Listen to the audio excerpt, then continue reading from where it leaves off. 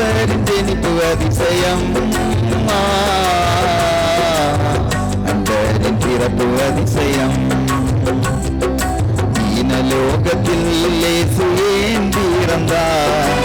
ஈன பாவிகளை மீட்கத்தான் பிறந்தார்.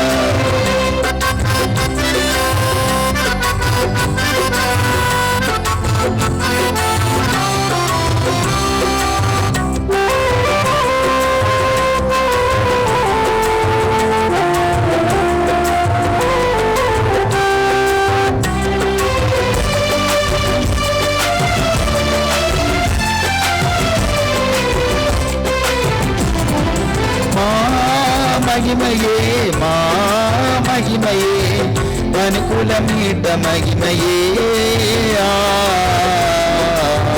மனுவுரு எடுத்த மகிமையே.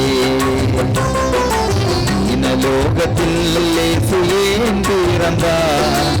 ஈன பாவிகளை மீட்கத்தான் பிறந்தார்.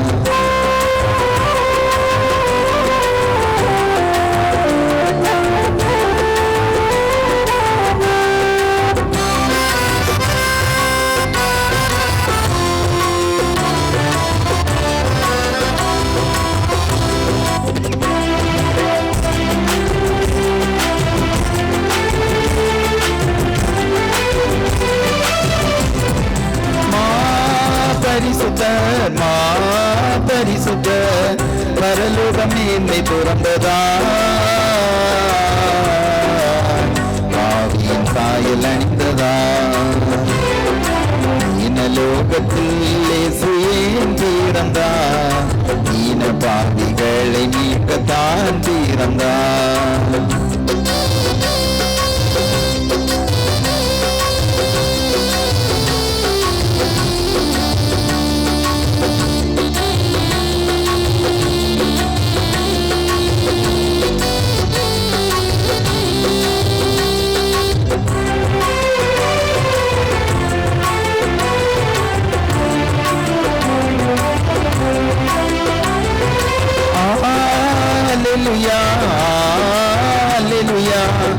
ஆகாய மகிமை ஜொலித்ததா, அகிடைய கண்டு தரிசித்ததா. ஈனலோகத்தில் இயேசு ஏன் பிறந்தார்? ஈன பாவிகளை மீட்கத்தான் பிறந்தார். ஈனலோகத்தில் இயேசு ஏன் பிறந்தார்? ஈன பாவிகளை மீட்கத்தான் பிறந்தார். ஈன பாவிகளை மீட்கத்தான் பிறந்தார்.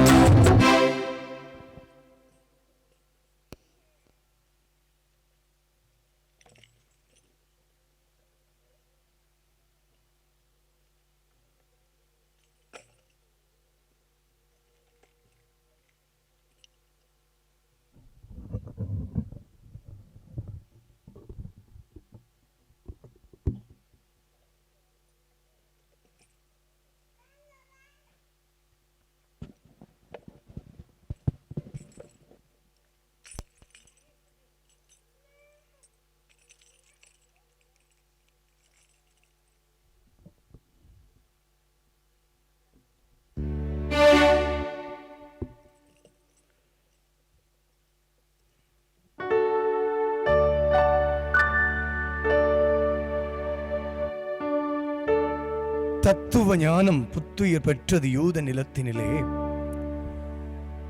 சத்திய வேதம் நின்று நிலைத்தது தாரணி மீது நிலை. இத்தனை நாளும் மானிடர் வாழ்வது இயேசுவின் வார்த்தையாலே. வார்த்தையால் வாழ்வழித்து நம் அனைவரையும் ஒவ்வொரு நாளும் போஷித்து வழி நடத்தி வருகின்ற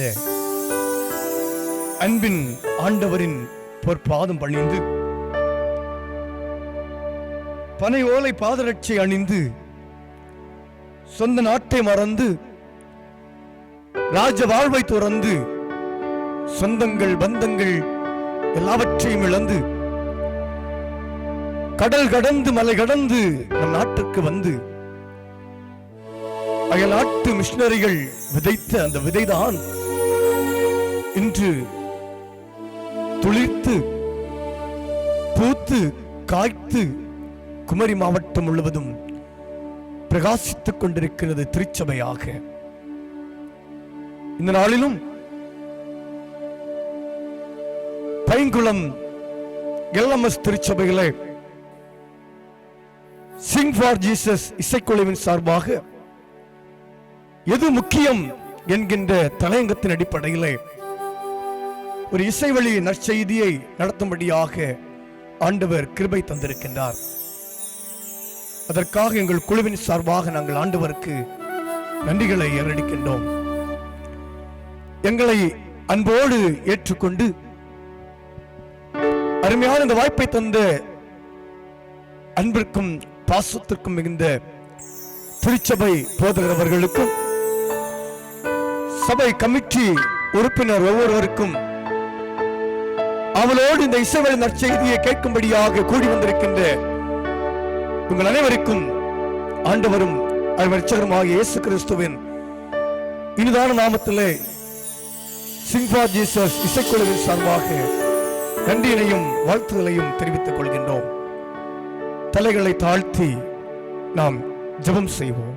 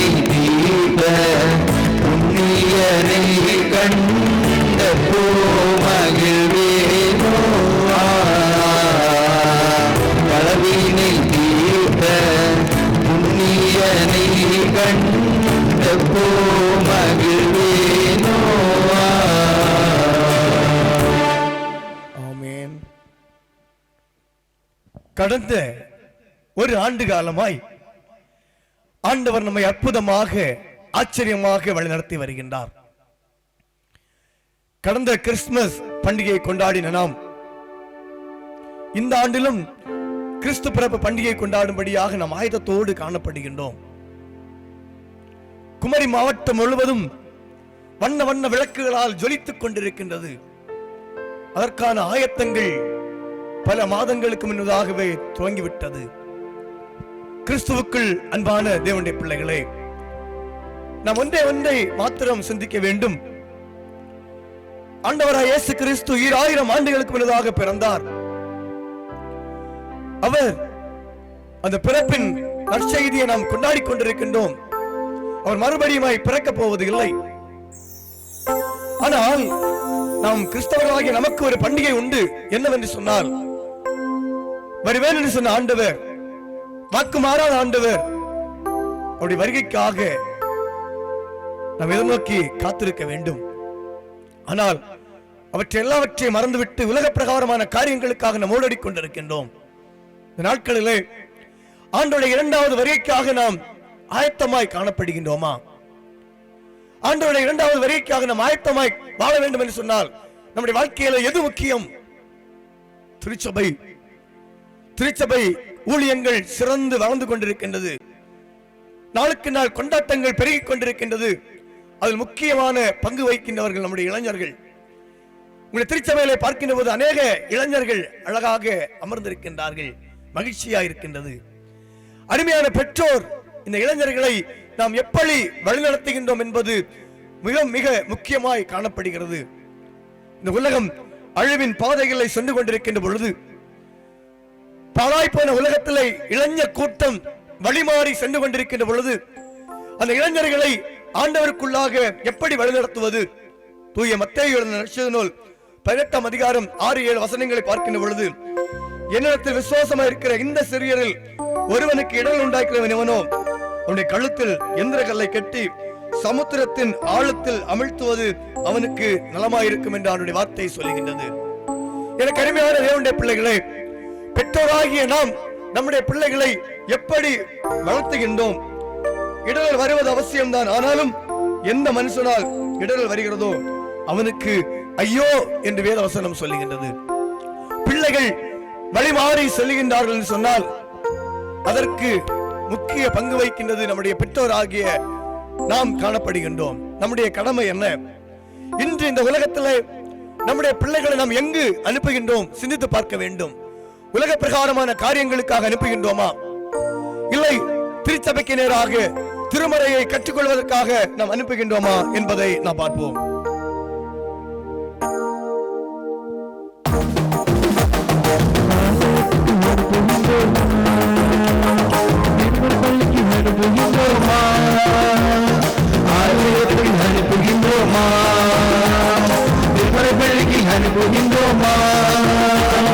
திருமறையில் போகின்றோமா? ஒழுங்காக வளர்கின்றோமா? திருமறையில் போகின்றோமா? ஒழுங்காக வளர்கின்றோமா? அப்படி செய்யவிட்டால்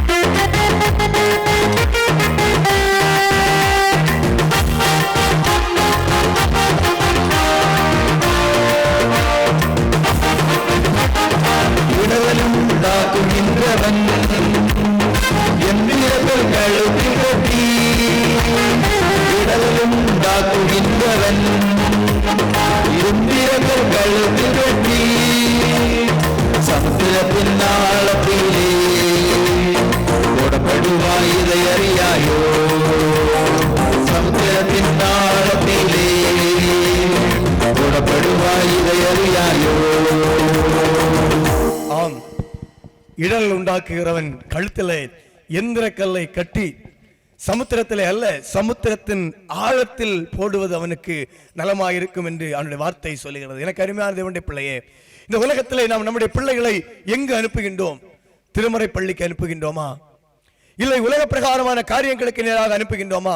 நம்முடைய பிள்ளைகள் திருமறைகளை எவ்வளவு தூரம் வாஞ்சியா இருக்கின்றார்கள் என்பதை நாம் சிந்தித்து பார்க்க அழைக்கப்படுகின்றோம். நீதிமொழிகள் 22ஆம் அதிகாரம் 6ஆம் வசனத்தை பார்க்கின்ற பொழுது, பிள்ளையானவன் நடக்க வேண்டிய வழிகளை அவனை நடத்து, அவன் முதிர் வயதிலும் அதை விடாதிருப்பான் என்று சொல்லுகின்றது. நாம் எப்படி பிள்ளைகளை நடத்துகின்றோம் என்பதை நாம் பார்க்க வேண்டும். ஒரு மாணவன் ஒரு புத்தகத்தை வாசித்துக் கொண்டிருந்தானாம். இதை பெற்றோர் கொஞ்ச நேரமாகவே அதை கவனித்துக் கொண்டிருக்கின்றார்கள்.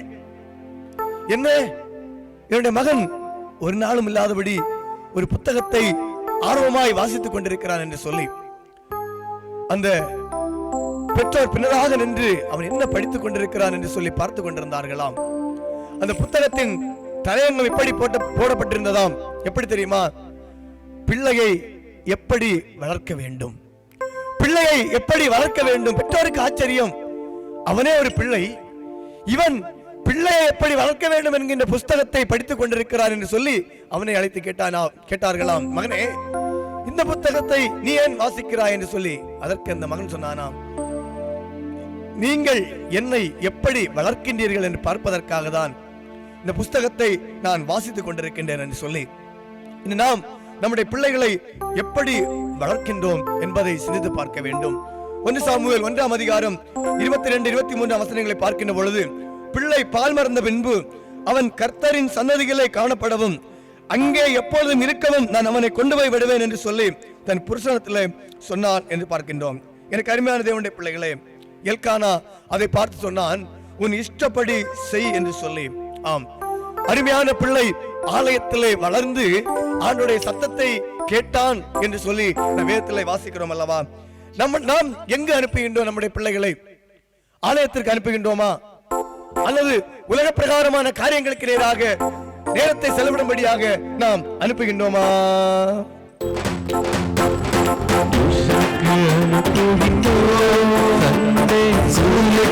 அனுப்பவில்லை, சண்டே ஆலயத்துக்கு அனுப்பவில்லை, டியூஷனுக்கு அனுப்புகின்றோம், சண்டே ஸ்கூலுக்கு அனுப்பவில்லை, ஸ்பெஷல் கிளாஸ் அனுப்புகின்றோம், சண்டே ஆலயத்துக்கு அனுப்பவில்லை. ஆலயத்தை மறந்து விட்டோம், ஆண்டவரை மறந்து விட்டோம், ஆங்கிலத்தை படித்து விட்டோம், தமிழை மறந்து விட்டோம், ஆலயத்தை மறந்து விட்டோம், ஆண்டவரை மறந்து விட்டோம், ஆங்கிலத்தை படித்து விட்டோம், தமிழை மறந்து விட்டோம். இன்றைய மாணவர்களிடத்திலே பார்க்கின்ற பொழுது வேதாகமத்தை தமிழிலே வாசிப்பதற்கு அவர்களுக்கு தெரியவில்லை. ஆம், எல்லா பிள்ளைகளும் ஆங்கிலத்திலே திறமைசாலிகளாக வாழ்ந்து கொண்டிருக்கின்றார்கள். சிறு பிள்ளைகளிடத்திலே தமிழ் தெரியவில்லை. காரணம் என்ன தெரியுமா? நாம் ஆலயத்தில் கொடுக்க வேண்டிய முக்கியத்துவம் ஆலயத்தில் கொடுக்கவில்லை. உலக பிரகாரமான கல்விக்கு நேராக நம்மோடு வாழ்கின்ற மற்ற பிள்ளைகளை விட நம்முடைய பிள்ளைகள் பெரிய ஆளாக வேண்டும் என்று சொல்லி பிள்ளைகளுடைய வாழ்விலே சுமைகளை அதிகரித்துக் கொண்டிருக்கின்றோம். எனக்கு அருமையான தேவனுடைய பிள்ளையே, நாம் திருமறையை பார்க்கின்ற பொழுது ஆதி பெற்றோராகிய ஆபிரகாம் ஈசாக்கை மிகவும் அருமையாக வளர்த்துகின்றார். பாருங்கள், பல இடங்களில் பார்க்கின்ற பொழுது இந்த ஈசாக்கு ஆபிரகாமுடைய சொல் பேச்சை கேட்கின்றார். பல ஆண்டுகளுக்கு பிற்பாடு, வயது சென்ற பிற்பாடு தன்னை கிடைக்கப்பட்ட ஒரு குழந்தை ஈசாக்கு அவனை அழைத்துக் கொண்டு பலி செலுத்தும்படியாக செல்கின்றான். பாருங்கள், எங்கே போகின்றான் ஆபிரகாம்?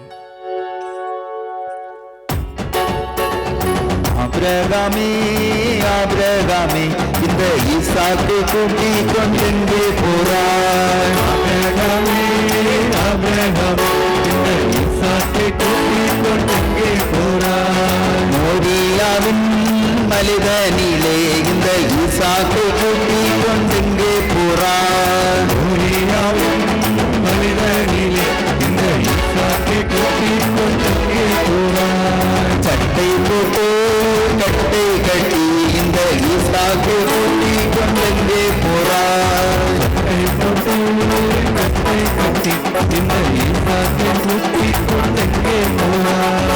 ஆபிரகாமே, ஆபிரகாமே, இந்த ஈசாக்கை கூட்டிக் கொண்டெங்கே போறாய்?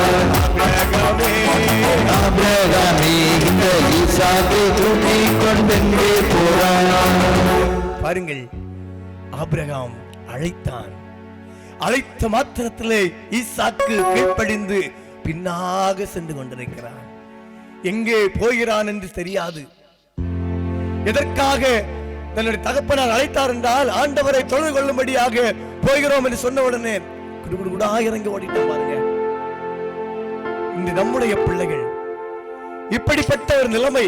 ஈசாக்கு பலி செலுத்தும்படியாக, ஈசாக்கை பலி செலுத்தும்படியாக ஆபிரகாம் அழைத்துக் கொண்டு செல்கின்றான்.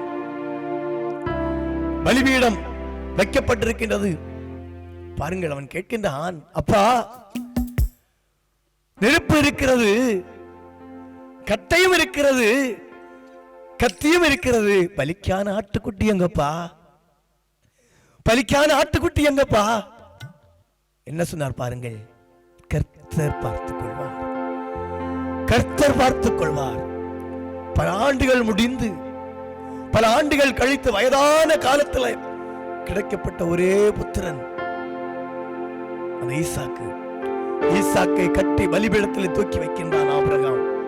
இன்று நம்முடைய பிள்ளைகளாக இருந்தால் என்ன செய்வார்கள் நினைத்து பாருங்கள். தகப்பனாருக்கு ஒரு அடி கொடுத்து, நீ என்ன பலி கொடுப்பதா, இப்ப பாரு நான் என்ன பண்றேன் பாருன்னு தகப்பனாரை தூக்கி என்ன செய்வாங்க, பலிபீடத்தில் வைப்பாங்க. ஆனா ஈசாக்கு அப்படி பண்ணல. ஏன் தெரியுமா? இந்த பெற்றோருடைய வளர்த்துதல், கடவுளுக்குள்ளாக ஒரு காணப்பட்ட ஒரு அர்ப்பணிப்பு, ஆண்டவருக்கு பிரியமான குமாரனாக ஈசாக்கு வளர்ந்து வந்தான் என்று சொல்லி நாம் பார்க்கின்றோம். நியாயாதிபதிகள் புஸ்தகத்திலே 13ஆம் அதிகாரத்திலே மனோவா பிறக்காத பிள்ளைக்காக ஜெபிக்கின்றான். உனக்கு குழந்தை பிறப்பதாக மட்டும்தான் அவனுக்கு அறிவிக்கப்பட்டது. ஆனால் அந்த வார்த்தையை உறுதியாக பிடித்துக் கொண்டு பிறக்காத குழந்தைக்காக அவன் நாளோறும் ஜெபிப்பதை நாம் பார்க்கின்றோம். நம்முடைய பிள்ளைகளுக்காக நாம் எத்தனை பேர் ஜெபிக்கின்றோம்? காலையில் அவசரமாக உணவுகளை தயார் செய்து பள்ளிக்கூடங்களுக்கு அனுப்பி வைக்கின்றோம்.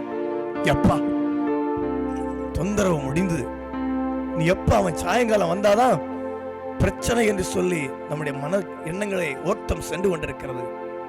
பிள்ளைகளுக்காக நாம் காத்திருந்து ஜெபிக்கின்றோமா என்பதை நாம் பார்க்க வேண்டும். ஆனால் இந்த மனோவா பிறக்கும்படியாக அறிவிக்கப்பட்ட பிள்ளைக்காக ஜெபிக்கின்றான். எப்படி ஜெபிக்கின்றான் பாருங்கள்.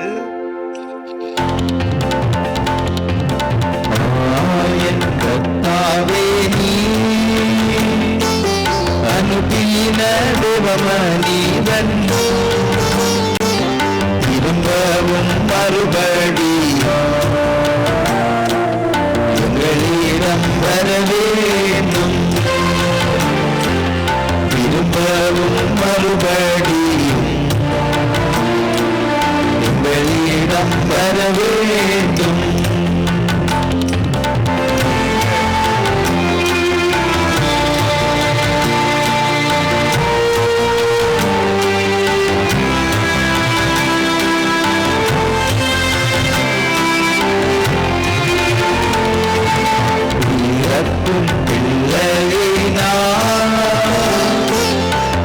எப்படி வளர்க்க வேண்டும் என்பதை உறுதி செய்ய கற்றுத்தர வேண்டும் ஐயா, என்பதை உறுதி செய்ய கற்றுத்தர வேண்டும் ஐயா.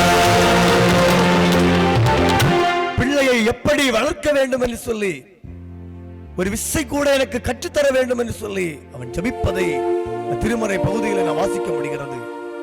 நாம் நம்முடைய பிள்ளைகளுக்காக எத்தனை மணி நேரம் ஜெபிக்கின்றோம் என்பதை பார்க்க வேண்டும். 2 மாணவர்கள் பள்ளிக்கூடங்களுக்கு சென்றார்கள். மறுபடியும் திரும்ப வீட்டுக்கு நேராக வருகின்ற பொழுது சாலை ஓரத்திலே ஒரு அழகான ஒரு வெள்ளரி தோட்டம், வெள்ளரி பிஞ்சுகள் காய்த்து கிடந்ததை 2 பேரும் பறித்து இல்லத்திற்கு நேராக கொண்டு வந்த போது பாருங்கள், ஒரு மாணவனுடைய தாயானவள் அந்த வெள்ளரிக்காய் பிஞ்சுகளை வாங்கி, பரவாயில்லை இது எங்க இருந்து கிடைத்தது, இன்றைக்கு நமக்கு நல்ல ருசியான உணவு இருக்கிறது என்று சொல்லி அழகான சமைத்து கொடுத்தார்களாம். அவனும் அதை ருசியாக சாப்பிட்டானாம் பாருங்கள். இன்னொரு மாணவனுடைய தாய் வேப்ப எண்ணெயை ஊற்றி சமைத்து கொடுத்தார்களாம். அவனும் சாப்பிட்டான். அம்மா, ஏன் இது கசக்கின்றது என்று கேட்டபோது அது திருடி கொண்டு வந்ததனால் அது கசக்கிறது என்று சொல்லி கற்றுக் கொடுத்தார்களாம். அவன் அடுத்த முறை என்ன செய்யவில்லை, அதை திருடவில்லை. ஆனால் நல்ல ருசியாக சமைத்து கொடுத்த அந்த தாயுடைய மகனோ தினந்தோறும் திருட ஆரம்பித்தான். அவன் வாலிபன் ஆகி வளர்ந்த போது அவன் கொலை குற்றத்திற்காக சிறை தண்டனை அனுபவித்துக் கொண்டிருந்தான். நாம் நம்முடைய பிள்ளைகளுக்கு எதை கற்றுக் கொடுக்கின்றோமோ அதைதான் பிள்ளைகள் என்ன செய்கின்றார்கள், வளர்கின்ற போது கடைபிடித்து வாழுகின்றார்கள்.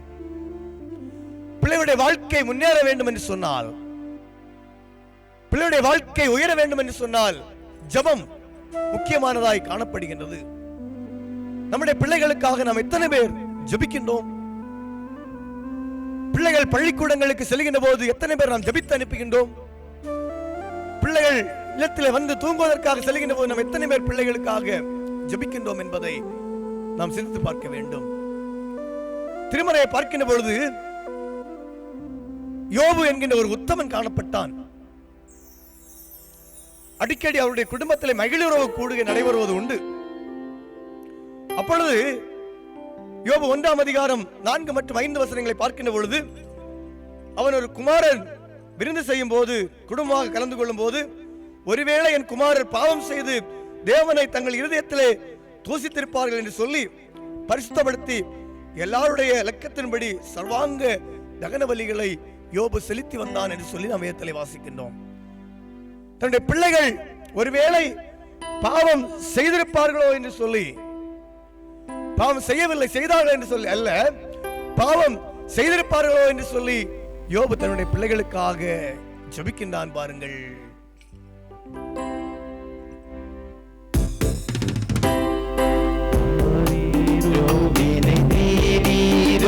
என்னை காரீரோ, ஜீவன் தாரீரோ, இயேசுவாரீரோ, வினை தீரீரோ, என்னை காரீரோ, ஜீவன் தாரீரோ. அண்டத்திற்கெங்கும் என்னை தொட்ட பாசாசு கூட்டமிட்ட படுத்தவல்லோ கிட்ட வளையுரு வாரட்ட திக்கெங்கும் என்னை தொட்ட பாசாசு கூட்டமிட்ட படுத்தவல்லோ கிட்ட வளையுரு அடுத்தாலோ அம்பை கொடுத்தாலோ என்ன அடுத்தாலோ அடுபடையாக நின்று தடுபடை செய்கிறே சுமாரீரோ, இணை தீரீரோ, என்னை காரீரோ, ஜீவன் தாரீரோ, இயேசுவாரீரோ, இணை தீரீரோ, என்னை காரீரோ, ஜீவன் தாரீரோ. ஆம், பிள்ளைகள் கர்த்தரால் ஒரு சுதந்திரம், கற்பத்தின் கனி அவரால் கிடைக்கும் பலன் என்று அவருடைய வார்த்தை சொல்லுகிறது. உபாகமம் 6ஆம் அதிகாரம் 6-7 வசனங்களை பார்க்கின்ற பொழுது, இன்று நான் உனக்கு கட்டளையிட்ட இந்த வார்த்தைகள் உன் இருதயத்தில் இருக்க கடவது, நீ அவைகளை பிள்ளைகளுக்கு கருத்தாய் போதித்து உன் பிள்ளைகள் வீட்டில் உட்கார்ந்திருக்கிற போதும் வெளியில் நடக்கும் போதும் எழுந்திருக்கும் போதும் அவைகளை குறித்து பேசு என்று சொல்லப்படுகிறது. எனக்கு அருமையான தேவஜனமே, இன்று நாம் நம்முடைய பிள்ளைகளிடத்தில் எதை குறித்து பேசுகின்றோம்? உலக கதைகளை குறித்து பேசுகின்றோமா? குடும்பத்திலே காணப்படுகின்ற கதைகளை குறித்து பேசுகின்றோமா? இல்லை வேத வசனத்தை குறித்து பேசுகின்றோமா? டிவி சீரியலை குறித்து பேசுகின்றோமா? இல்லை பக்கத்து வீட்டு கதைகளை குறித்து பேசுகின்றோமா? இல்லை திருமறை வசனங்களை குறித்து பேசுகின்றோமா? இன்று கடவுளுக்கு நம்முடைய குடும்பத்திலே 2வது இடம் கொடுக்கப்படுகிறதை நாம் பார்க்க முடிகிறது. நீதிமொழிகள் 22:6 சொல்லுகின்றது, பிள்ளையானவன் நடக்க வேண்டிய வழிகளை அவனை நடத்து, அவன் முதிர் வயதிலும் அதை விடாதிருப்பான் என்று அவனுடைய வார்த்தை சொல்லுகின்றது. எனக்கு அருமையான தேவஜனமே, இது எத்தனை பிள்ளைகள் நாம் சொல்லுகின்ற பேச்சை கேட்கின்றார்கள்? பிள்ளைகளுக்கு நம் திருமறையை குறித்து நாம் எத்தனை பேர் போதித்துக் கொடுக்கின்றோம்? பெற்றோராகிய நாம் நம்முடைய வாழ்க்கையிலே ஆண்டவர் தந்திருக்கின்ற ஆசீர்வாதம் எத்தனையோ குடும்பத்தில் பிள்ளைகள் இல்லாதபடி கண்ணீர் வடித்துக் கொண்டிருக்கின்றார்கள். ஆனால் நமக்கு ஆண்டவர் நல்ல பிள்ளைகளை தந்திருக்கின்றார். அந்த பிள்ளைகளை ஆண்டவருக்கு நேராக நாம் எப்படி வளர்த்துகின்றோம் என்பதை சிறிது பார்க்க வேண்டும். எனக்கு அருமையான மாணவ செல்வங்களே, இந்த உலகம் பாடு நிறைந்தது, இந்த உலகம் போராட்டம் நிறைந்தது. இயேசுவானவர் ஞானத்திலும் வளர்ச்சியிலும் தேவ கிருபையிலும் மனுஷ தயவிலும் அதிகமாக விருத்தி அடைந்தார். அதே போல நாமும் ஆள வேண்டும் என்று சொல்லி ஆண்டவர் விரும்புகின்றார். ஆனால் மாணவராகிய நம்முடைய வாழ்க்கையிலே நம்முடைய எண்ணங்கள், நம்முடைய சிந்தனைகள், நம்முடைய பேச்சுக்கள், நம்முடைய நடக்கைகள் இன்று எப்படி காணப்படுகின்றது? நாம் எப்படி பேசுகின்றோம்? நாம் யாரை போல பேசுகின்றோம்? அநேக வாலிபர்கள் நாம் எங்கு இருக்கிறோம் என்பது கூட தெரியாது. அவருடைய பேச்சுக்கள் வித்தியாசமாக நாம் காணப்படுவதை நாம் பார்க்க முடிகிறது. பல நிலைமைகளிலே பொய் பேசுகின்றோம், பல இடங்களிலே கோல் சொல்லி திரிகின்றோம், பல இடங்களில் நம்முடைய பேச்சுக்கள் சண்டைக்கு காரணமாய் காணப்படுகின்றது. ஆம், இன்றைய வாலிபர்கள் எப்படி பேச வேண்டும் தெரியுமா? தெய்வம் இயேசு, இயேசுவை போல் பேசு, பேசும் தெய்வம் இயேசு, இயேசுவை போல் பேசு, பேசு பேசு பேசு, இயேசுவை போல் பேசு, பேசு பேசு. கெட்ட வார்த்தை பேசாதே, கெட்டொழிய பேசாதே, கெட்ட வார்த்தை பேசாதே, கெட்டொழிய பேசாதே, கோபத்தோடு பேசாதே, கோல் சொல்லி பேசாதே, கண்ணா பின்னா கோல் சொல்லி பேசாதே.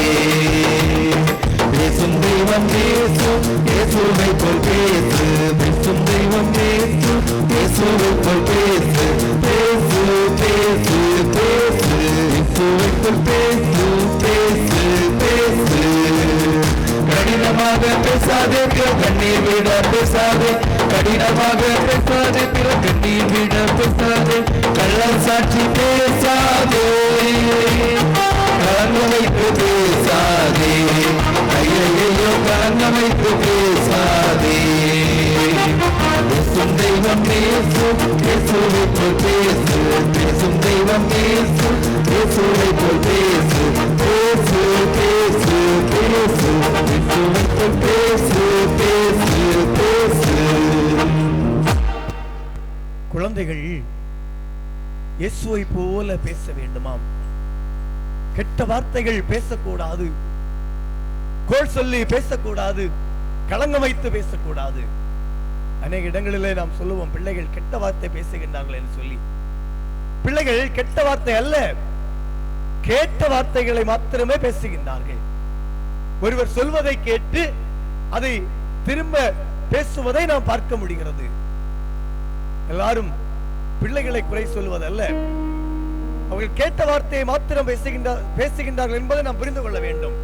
பிள்ளைகள் இல்லங்களில் இருக்கின்ற போது நாம் என்ன பேச வேண்டும் என்பதை பெற்றோராகிய நாமும் என்ன செய்ய வேண்டும்? புரிந்து கொள்ள வேண்டும். பிள்ளைகளுக்கு திருமறையிலே அநேக திருமறை வசனங்கள் கொடுக்கப்பட்டிருக்கின்றது. கிறிஸ்தவ வாழ்வில் முதலும் முடிவும் கீழ்ப்படிதலே.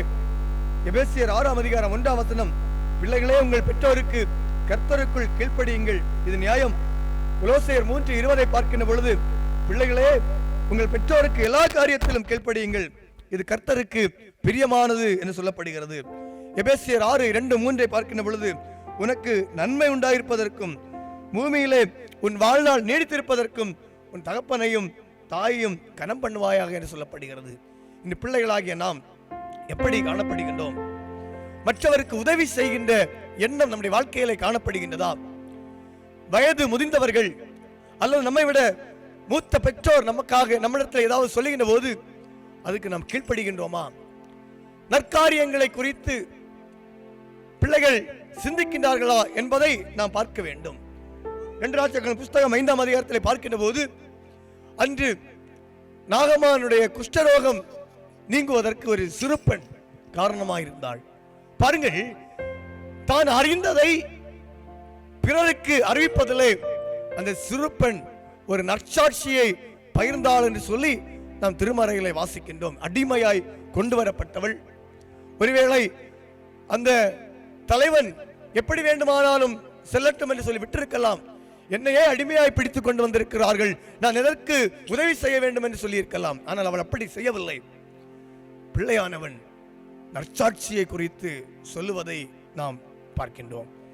இன்று பிள்ளைகளாய் காணப்படுகிற நாம் ஆண்டவரை அறியாத மக்கள் மத்தியிலே, பள்ளிக்கூடங்களிலே, கல்லூரிகளிலே, வேலை பார்க்கின்ற இடங்களிலே இலவசமாக நாம் பெற்றுக்கொண்டதை நாம் எப்படி மற்றவருக்கு நற்சாட்சி கூறுகின்றோம் என்பதை நாம் பார்க்க வேண்டும்.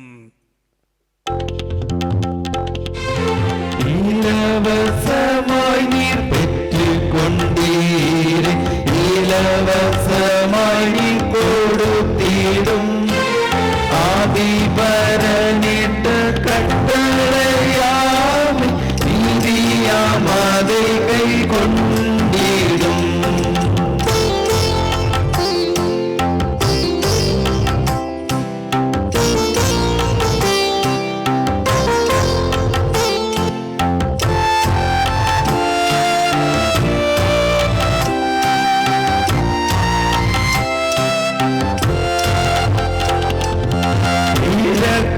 உள்ளவர் பாக்கியவாள இரக்கத்தை அவர் பெற்றிடுவார்.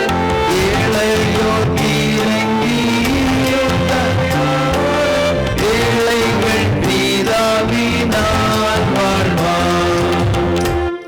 ஆம், இலவசமாக அறிவித்தாள் ஆண்டவரை, இலவசமாக விடுதலையை பெற்றுக்கொண்டான் நாகமான். எனக்கு அருமையான தேவனுடைய பிள்ளைகளே, நாம் எப்படி நற்சாட்சி கொடுக்கின்றோம்? எவ்வளவு தூரம் ஆண்டவருக்குள்ளாக வைராக்கியத்தோடு காணப்படுகிறோம் என்பதை நாம் பார்க்க வேண்டும். துன்பங்கள் வருகின்ற போது ஆண்டவரை விட்டு நாம் ஓடி போகின்றோம். துயரங்கள் வருகின்ற போது நாம் ஆண்டவரை பின்வாங்கி செல்கின்றோம். ஏதாவது ஒரு வார்த்தை நம்மை குறித்து தவறாக சொல்லிவிட்டால் அல்லது குற்றம் சாட்டிவிட்டால் நாம் பின்னாக நாம் சென்று கொண்டிருக்கின்றோம். திருமறையை பார்க்கின்ற போது யோசேப்பு என்கின்ற ஒரு வாலிபன், சகோதரால் அவனுக்கு பிரச்சனை, பல இடங்களிலே அவனுடைய வாழ்வு தோல்விக்குள்ளாக சென்று கொண்டிருந்தது. அந்த இடங்களிலே அந்த யோசேப்பு என்கின்ற வாலிபன் சாட்சியோடு ஆண்டவருக்குள்ளாக வைராக்கியத்தோடு நின்றான் என்பதை நாம் பார்க்க முடிகின்றது. கடைசி வரையிலும் அவன் வைராக்கியத்தோடு நின்றான். உண்மையோடு உத்தமத்தோடு வாழ்ந்த காரணத்தினால் பார்வோனுடைய பிரதானியும் அதிபதியுமான போத்திபாரின் வீட்டிலே விசாரணைக்காரனாக வைக்கப்பட்டு அனைத்து பொறுப்புகளும் யோசேப்புடைய வாழ்க்கையிலே கிடைக்கின்றது. அவன் யோசேப்பு எப்படிப்பட்டவன் தெரியுமா? அவனுடைய வாழ்வு மிகவும் சிறப்பாய் சென்று கொண்டிருக்கிறது. காரணம் என்ன தெரியுமா? அவன் யோசேப்பு மிகவும் அழகான சௌந்தரியம் உள்ளவனாய் காணப்பட்டான். அழகு மிகுந்தவன், ஆற்றல் மிகுந்தவன், அறிவு மிகுந்தவனா, போத்திபார் மனைவியின் வஞ்சனையில் சிக்கி சிறையில் அடைக்கப்பட்டான். அழகு மிகுந்தவன், ஆற்றல் மிகுந்தவன், அறிவு மிகுந்தவனா, போத்திபார் மனைவியின் வஞ்சனையில் சிக்கி சிறையில் அடைக்கப்பட்டான். சிந்தித்தே சிந்தித்தே பாவத்தை விட்டு ஓடுவி, இயேசுவுக்காய் வாழ்வதுவே இன்று பிரதானம். ஆம், யோசேப்பு அழகானவனாய் காணப்பட்டான், அறிவு மிகுந்தவனாய் காணப்பட்டான். போத்திபாருடைய மனைவியுடைய பார்வை அவன் மீது விழுகின்றது. யோசேப்பை பாவம் செய்யும்படியாக அவள் இழுத்துக் கொள்ளுகின்றாள். வா, நாம் பாவம் செய்வோம் என்று சொல்லி போத்திபாருடைய மனைவி அவனை அழைக்கின்றாள். நித்தம் நித்தம் யோசேப்பை அழைக்கின்றாள். சந்தர்ப்பம் சூழ்நிலைகள் சாதமாக அமைகின்ற போது வா, நாம் இரண்டு பேரும் தவறு செய்வோம் என்று சொல்லி அந்த யோசேப்பை போத்திபாருடைய மனைவி அழைக்கின்றாள். ஆனால் யோசேப்பு எல்லாவற்றையும் விட்டு ஓடுகின்றான். காரணம் என்ன தெரியுமா? ஆண்டவர் அவனோடு கூட இருந்த காரணத்தினால், ஆண்டவர் அவனோடு கூட இருந்த காரணத்தினால் சந்தர்ப்பம் வந்த போதும் சூழ்நிலைகள் வந்த போதும் அந்த பாவத்தை விட்டு விலகி ஓடினவனாய் காணப்படுகின்றான் யோசேப்பு. நம்முடைய பிள்ளைகளாகிய நாம் இந்த உலகத்திலே வாழ்ந்து கொண்டிருக்கின்ற போது பாவம் செய்யும்படியாக, பலவிதமான பாவங்கள் செய்யும்படியாக, கண்களின் இச்சையினாலும் மாமிசத்தின் இச்சையினாலும் ஜீவனத்தின் பெருமையினாலும் பாவம் செய்து வாழ்ந்து கொண்டிருக்கின்றோம். சந்தர்ப்பங்கள் சூழ்நிலைகள் கிடைக்கின்ற போது நாம் பாவத்துக்கு பின்னாக ஓடுகின்றோமா? நம்முடைய கிராமங்களிலே வாழ்ந்து கொண்டிருக்கின்ற போது, நம்முடைய ஊரில் வாழ்ந்து கொண்டிருக்கின்ற போது, நம்முடைய இல்லங்களிலே பிள்ளைகள் வாழ்ந்து கொண்டிருக்கிற போது கீழ்ப்படிதல் உள்ள பிள்ளைகளோடு வாழ்ந்து கொண்டிருக்கின்றார்கள். அந்த பிள்ளையா? ஆம், ஆலயத்திலே நம்பர் 1, கல்லூரியிலே நம்பர் 1, பள்ளிக்கூடங்களில் நம்பர் 1, மிகவும் கீழ்ப்படிதல் உள்ள பிள்ளை. வேலை வாய்ப்புக்காக அல்லது உயர்கல்விக்காக தொலைதூரங்களில் செல்கின்ற போது பெற்றோருடைய அரவணைப்பிலிருந்து மாறி செல்கின்ற போது அந்த பிள்ளையுடைய பாதை எங்கே சென்று கொண்டிருக்கிறது? அநேக காரியங்களை பார்க்கின்ற போது அலைபேசிகளிலும் தொலைக்காட்சிகளிலும் செய்தித்தாள்களிலும் வருகின்ற செய்திகளை பார்க்கின்ற போது எங்கோ நடந்து கொண்டிருந்த சம்பவங்கள் நம்முடைய இல்லத்தின் அருகாமையில் நடந்து கொண்டிருப்பதை நாம் பார்க்கின்றோம். வாலிப பிள்ளைகள் வழிமாறி சென்று கொண்டிருக்கின்றார்கள். நமக்கு எது வேண்டும்? நமக்கு என்ன வேண்டும்? நமக்கு எது முக்கியம்? திருமறை நமக்கு என்ன கற்றுத் தருகிறது என்பதை சிந்தித்து பார்க்க மனமற்றவர்களாக இந்த உலகத்திற்கு பின்னாக நாம் ஓடோடி கொண்டிருக்கின்றோம். நம்முடைய வாழ்க்கையிலே திருமறையை கற்றுக்கொண்டு வாழ்ந்து கொண்டிருக்கிற நம்முடைய வாழ்க்கையிலே ஆண்டவருடைய போதனைகளை கடைபிடித்து வாழ்ந்து கொண்டிருக்கின்ற நம்முடைய வாழ்க்கையிலே என்ன வேண்டும், எது வேண்டும் என்று சொல்லி சிந்திக்க மனமற்றவர்களாய் உலகத்திற்கு பின்னாக பாவ சேற்றிலே நாம் வீழ்ந்து கொண்டிருக்கின்றோம். வேண்டும், இன்னும் எது வேண்டும், இன்னும் எது வேண்டும் சொல் பாவியே. உடல் அழிந்து போகும் முன்னமே, உடல் அழிந்து போகும் முன்னமே, உனக்கு எது வேண்டும், இன்னும் எது வேண்டும், இன்னும் எது வேண்டும் சொல் பாவியே. உடல் அழிந்து போகும் முன்னமே, உடல் அழிந்து போகும் முன்னமே.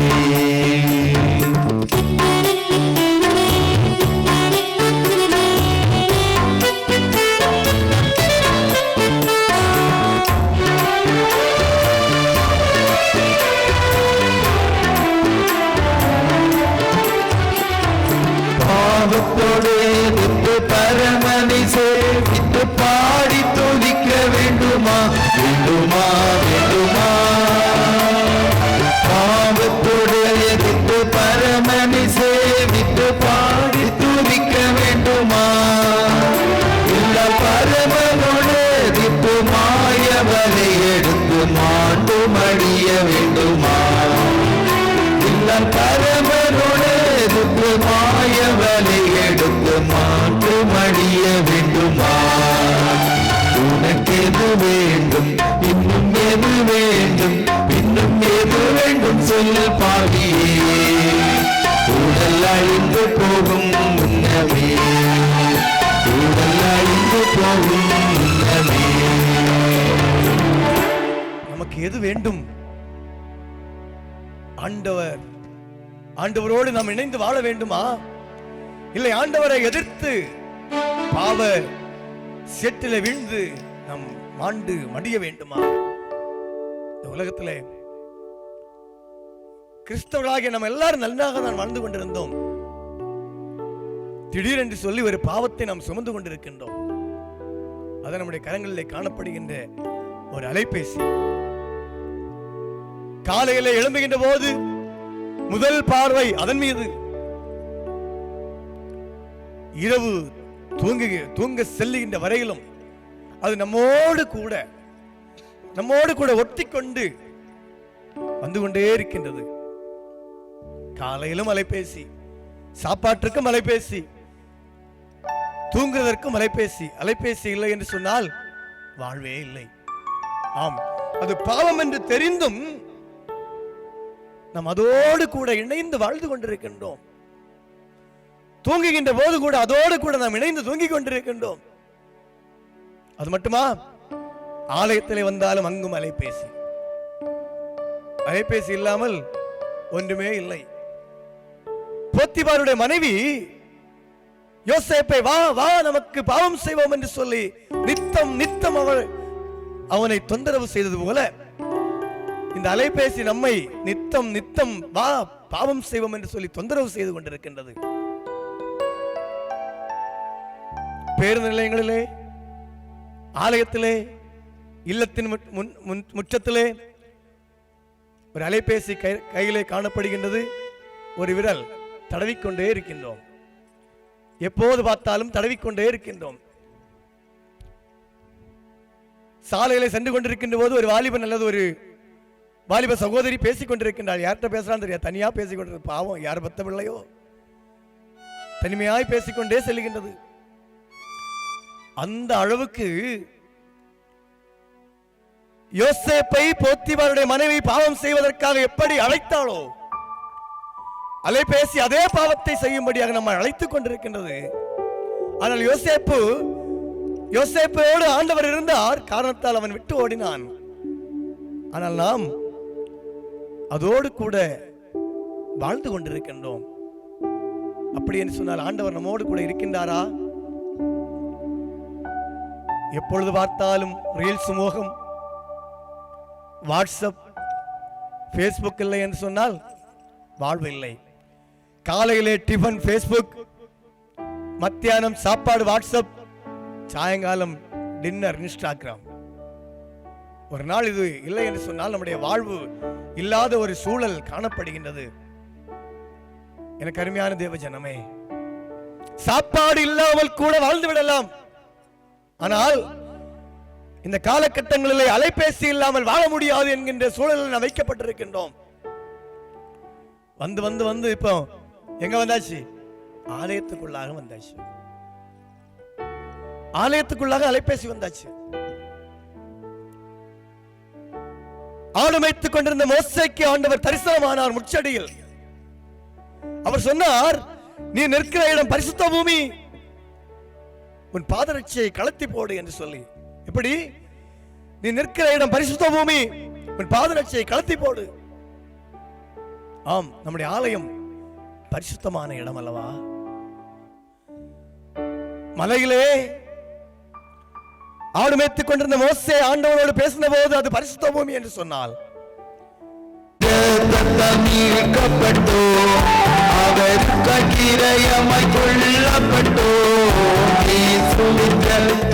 மீட்கப்பட்டோ அவர் கீரையமாய் கொள்ளப்பட்டோ, தேவனினாவியம் நிரப்பப்பட்டோ, எனவே பிள்ளைகளானோ அவர் சொந்த ஜனமானோ, தேவனினாவியம் நிரப்பப்பட்டோ, தேவ பிள்ளைகளானோ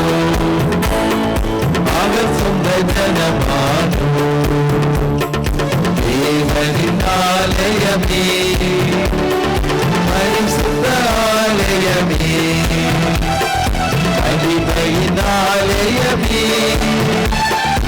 ஆலயமே, தேவனின் ஆலயமே. ஆம், அவனுடைய ஆலயம் பரிசுத்தமானது. அவருடைய இரத்தத்தாலே நாம் மீட்கப்பட்டிருக்கின்றோம். இயேசு கிறிஸ்துவின் இரத்தம் சகல பாவங்களை நீக்கி நம்மை சுத்திகரிக்கிறது. ஆனால் சுத்திகரிக்கப்பட்ட பாவம் நாம் மறுபடியுமாய் செய்து கொண்டிருக்கிறோம் என்பதை நாம் பார்க்க வேண்டும். இந்த பிள்ளைகளை கண்டிக்க முடியவில்லை. கண்டிப்பான ஒரு வார்த்தைகளை பெற்றோராலும், பள்ளிக்கூடங்களிலே ஆசிரியர்களாலும், திருமறை பள்ளியிலே பொறுப்பாளர்களும் சொல்ல முடியவில்லை. காரணம் என்ன தெரியுமா? திருமறையின் ஞானம் நம்முடைய வாழ்வில் இல்லாமல் போய் காணப்படுகிறது. 1 பேதுரு 2ஆம் அதிகாரம் 3ஆம் வசனம் சொல்லுகிறது, நீங்கள் திருவசனமாகிய களங்கமில்லாத ஞானப்பால்மை வாஞ்சியாயிருங்கள். நம்முடைய வாஞ்சை இன்று எதன் மீது காணப்படுகின்றது?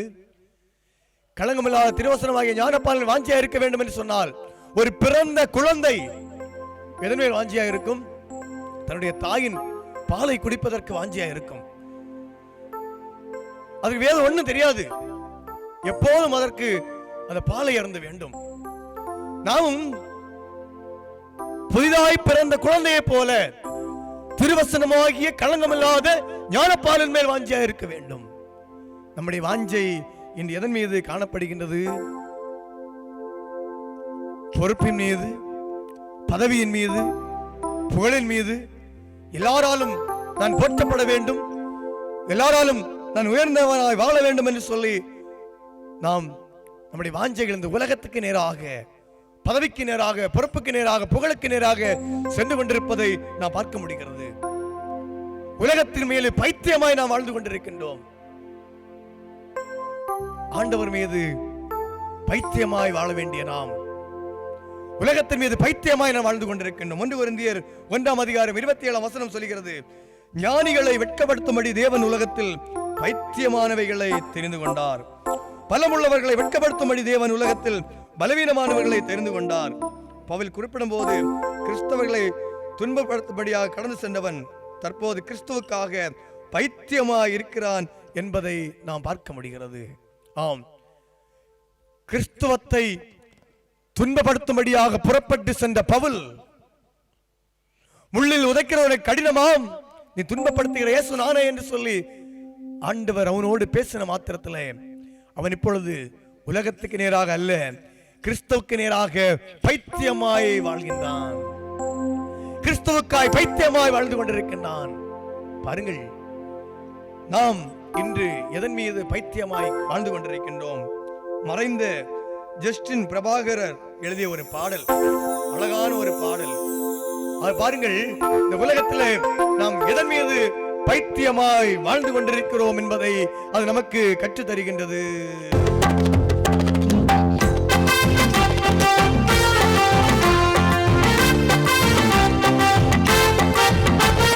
கிறிஸ்துவுக்கு பைத்தியக்காரன் நீ யாருக்கு?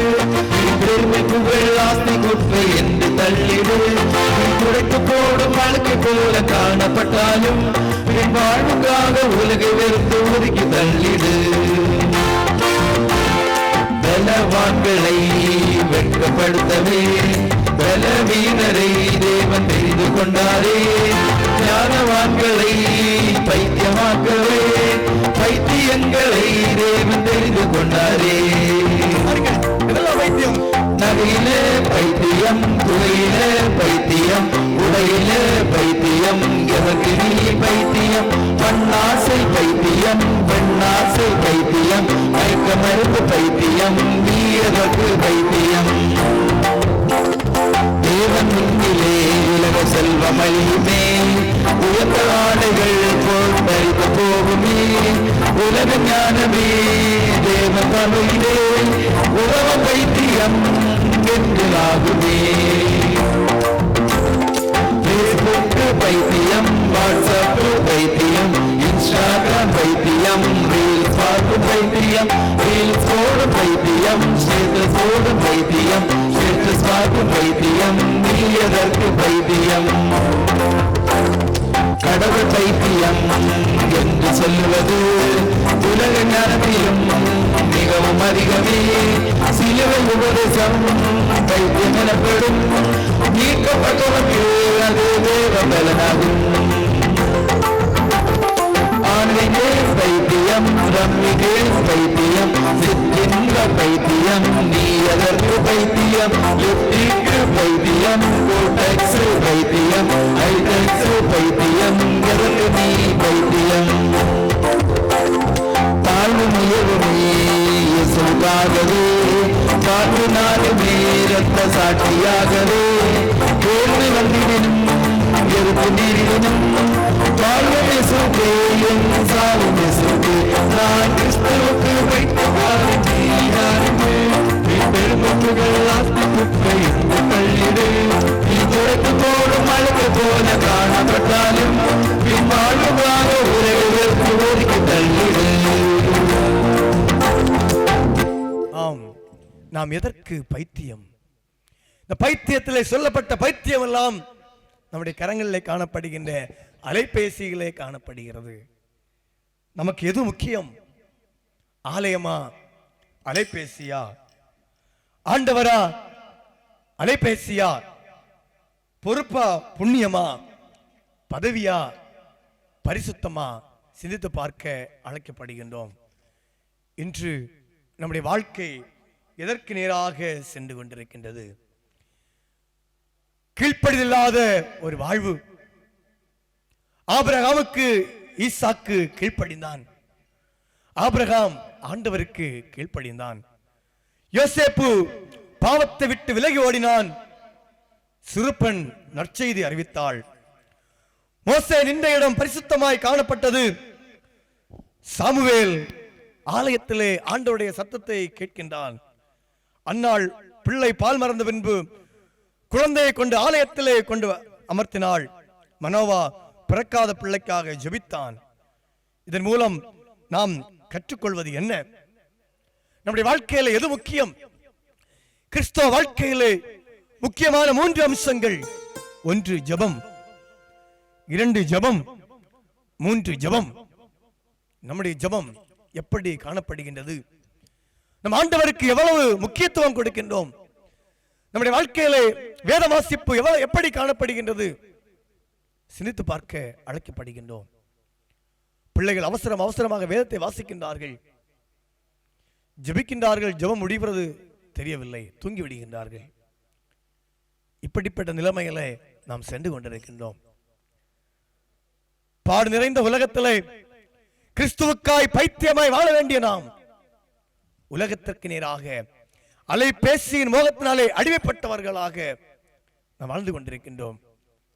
என்னை கேட்டுக்கொண்டிருக்கின்ற பைங்குளம் லண்டன் மிஷன் திருச்சபை மக்களே, நம்முடைய வாழ்க்கையிலே எது முக்கியம் என்பதை தீர்மானிக்கின்ற பொறுப்பு நமக்கு கொடுக்கப்பட்டிருக்கின்றது. 1ஆம் தேதி 31ஆம் தேதி கடைசி மணித்துளிகள் நம் ஜெபத்திலே அமர்ந்திருப்போம். ஒரு தீர்மானத்தை எடுப்போம். போன வருஷம் எடுத்த தீர்மானம் என்னன்னு நமக்கு இன்னைக்கு தெரியாது. ஆனா வரக்கூடிய 31ஆம் தேதி நாம் எடுக்கின்ற தீர்மானம் நம்முடைய வாழ்க்கையில எது முக்கியம் என்பதை அடிப்படையாக கொண்டு அமைய வேண்டும். இயேசுவுக்காக இந்த உலகத்திலே நாம் பைத்தியமாய் வாழுவோம். ஆண்டவருக்காக நாம் பரிசுத்தமாய் வாழ்வோம். உலக சிற்றின்பங்களை விட்டு அந்த யோசேப்பு எப்படி ஓடினானோ அதே போல பாவத்தை விட்டு விலகி ஓடுவோம். பரிசுத்தமாய் வாழ்வோம். ஒவ்வொரு நாளும் திருமறை வாசிப்போம், ஜெபிப்போம், ஆண்டவருடைய சாயலாக வாழ்வோம். தேவன் நாமே இந்த வார்த்தையின் மூலமாக நம் ஒவ்வொருவரையும் ஆசீர்வதிப்பாராக. ஆமென்.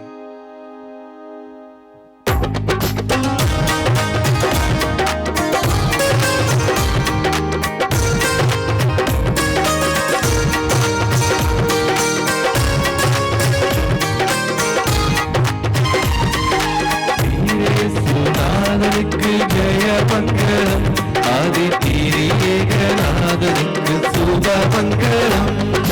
சீரேசுநாதனுக்கு ஜெய மங்களம், ஆதி தீரியேகநாதனுக்கு சுப மங்களம். பாரேருநீதனுக்கு பரம பொற்பாதனுக்கு, பாரேருநீதனுக்கு பரம பொற்பாதனுக்கு, நேரேறு போதனுக்கு நித்திய சங்கீதனுக்கு, நேரேறு போதனுக்கு நித்திய சங்கீதனுக்கு, ஸ்ரீசுநாதனுக்கு ஜெய மங்களம், ஆதி திரியேகநாதனுக்கு சுப மங்களம்.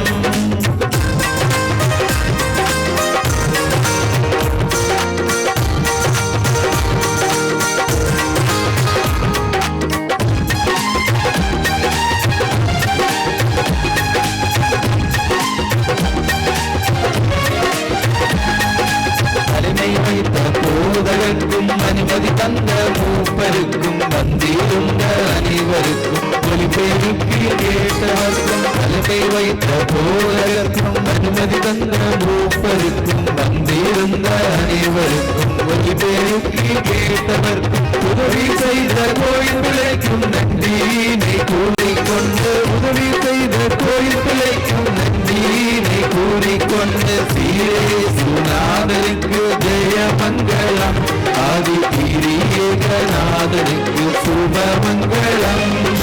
சீரேசுநாதனுக்கு ஜெய மங்களம், ஆதி தீரியேகநாதனுக்கு சுப மங்களம், சுப மங்களம், சுபமங்களம். இவ்வளவு தூரம் பொறுமையாக அமர்ந்து இசைவழி நற்செய்தியை கண்டுகளித்த உங்கள் யாவருக்கும் சிங் ஃபார் ஜீசஸ் இசைக்குழுவின் சார்பாக நன்றியினையும் வாழ்த்துகளையும் தெரிவித்துக் கொள்கின்றோம். உங்கள் அனைவருக்கும் எங்கள் மனமார்ந்த கிறிஸ்து பிறப்பு மற்றும் புத்தாண்டு நல்வாழ்த்துக்களை தெரிவித்துக் கொள்கின்றோம். நன்றி.